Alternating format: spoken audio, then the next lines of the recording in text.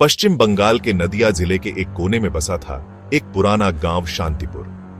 वहां एक वीरान हवेली थी जिसे लोग शापकुटी कहते थे। गांव वाले उस जगह के आसपास भी नहीं भटकते थे। कहा जाता था कि वहां एक शाकचुन्नी का वास है, एक ऐसी चुड़ैल जो अपनी अधूरी शादी और टूटी हुई मोहब्बत के बदले में लोगों की जिंदगी छीन लेती है। एक बार उसी गांव में एक नौजवान लड़का रिजू अपने दोस्तों के साथ कुछ दिन गुजारने आया। रिजू को पुरानी जगहों और उनकी कहानियों में दिलचस्पी थी। गांव वालों ने उसे हवेली के बारे में कई बार चेताया, लेकिन उसने सब कुछ बस लोक कथाएं समझकर नजरअंदाज कर दिया। एक शाम जब सूरज ढल रहा था, रिजू ने अकेले ही हवेली की ओर कदम बढ़ाए। हवेली पुरानी थी, लेकिन उसमें एक अजीब सा सन्नाटा और ठंडक थी, जैसे कोई उसका इंतजार कर रहा हो। जब रिजू ने हवेली के अंदर कदम रखा तो लकड़ी की पुरानी फर्श उसके नीचे चीख उठी। दीवारों पर पुराने हाथों के निशान थे और एक बूझी हुई अगरबत्ती की महक हवा में घुली थी। फिर उसने एक कमरे से हंसी की हल्की सी आवाज सुनी, एक औरत की हंसी।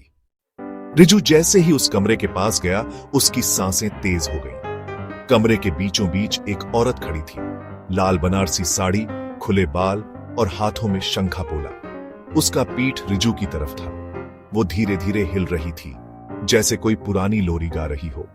फिर अचानक उसने पलटकर देखा।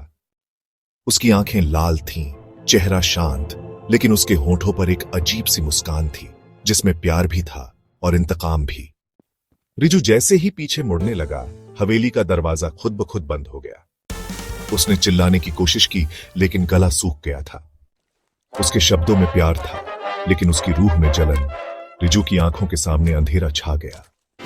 अगले दिन गांव वालों ने देखा, हवेली के बरामदे में एक और शंखा पोला पड़ा था, बिल्कुल नया, जैसे किसी ने अभी पहना हो।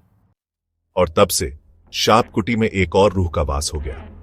कहा जाता है, जो भी उस शाकचुन्नी से मिलता है, उसकी यादें हवेली की दीवारों में बस जाती हैं। और हर पूर्णिमा की रात हवेली की छत पर एक नई दुल्हन मुस्कुराती है, इंतजार करती है किसी नए मेहमान का। अगर आपको ये कहानी डरावनी लगी हो तो चैनल को लाइक करें, शेयर करें और सब्सक्राइब करना ना भूलें, क्योंकि ऐसी कहानियां अंधेरे से निकलकर सिर्फ उन्हीं तक पहुंचती हैं जो उन्हें सुनने की हिम्मत रखते हैं। मैं फिर लौटूंगा एक नए राज के साथ, तब तक सोइए मत।